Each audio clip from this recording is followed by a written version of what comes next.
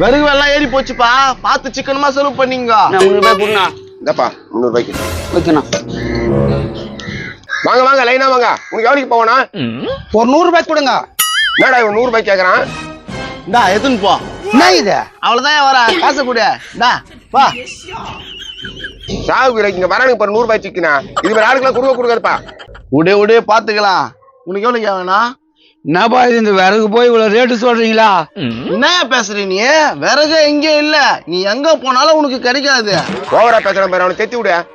எப்பா கோச்சிக்காதீங்கப்பா. இந்தா ஒரு 300 ரூபாய்க்கு கொடு. 300 ரூபாய்க்குனா வராது, 500 ரூபாய்க்கு தான் வரும்.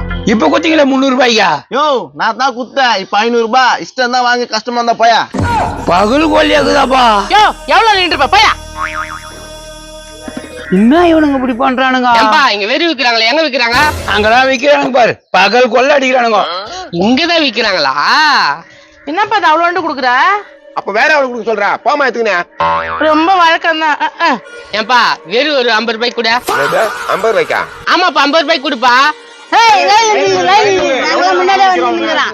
நாடா இதுங்க லைன்ல நின்னுங்குதுங்க. கால்ல இருந்து நிக்கிறாங்க.